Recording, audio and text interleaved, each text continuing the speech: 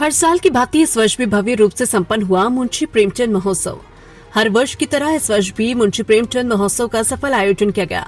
इस विशेष महोत्सव की सबसे बड़ी खासियत ये रही कि प्रसिद्ध रंगकर्मी एवं निर्देशक मुजीब खान ने 22 भारतीय भाषाओं में प्रस्तुति का सफल निर्देशन कर एक नया कीर्तिमान स्थापित किया।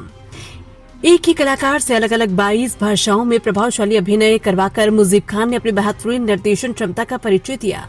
महोत्सव में उपस्थित दर्शकों के कलाकारों की प्रस्तुति की जमकर सराहना की गई और तालियों की गड़गड़ाहट के साथ भरपूर प्यार और आशीर्वाद दिया।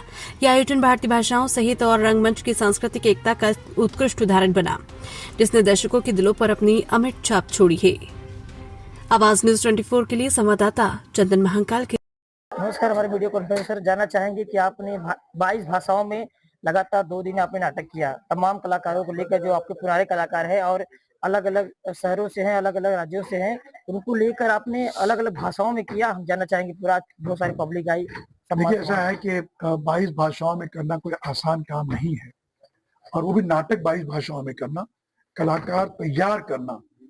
एक कलाकार आपको हिंदी का तो मिल जाएगा, मराठी मिल जाएगा, गुजराती मिल जाएगा, लेकिन तमिल, तेलुगु, कन्नड़, मलयाली, कश्मीरी, आसामी, बोडो, संथाली ये बहुत मुश्किल होता है।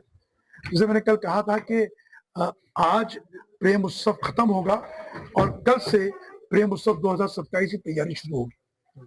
तो आप ये समझ लीजिए 1 साल का प्रोजेक्ट होता है। 1 साल में हम पूरी तैयारी करते हैं और ये सारे नाटक मंचित करते हैं। इसमें कितने कलाकार ऐसे हैं जिनकी मातृभाषा वो नहीं है जिसमें वो काम कर रहे हैं।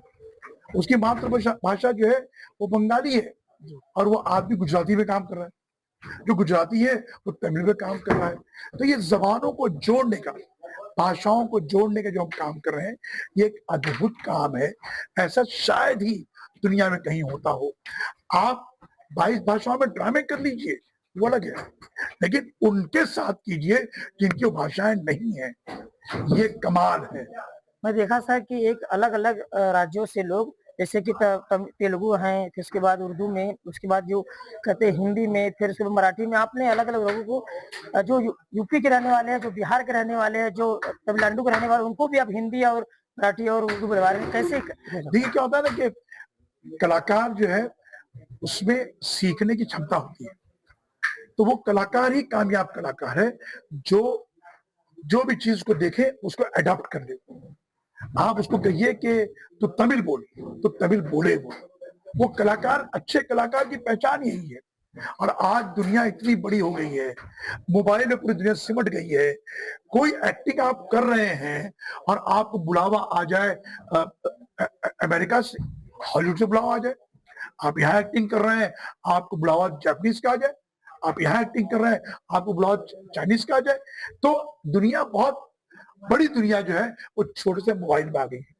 तो अगर कलाकार नई नई भाषाओं में काम कर रहे हैं, वो भाषाएं उनकी नहीं है, तो ये एक बहुत बड़ा काम है।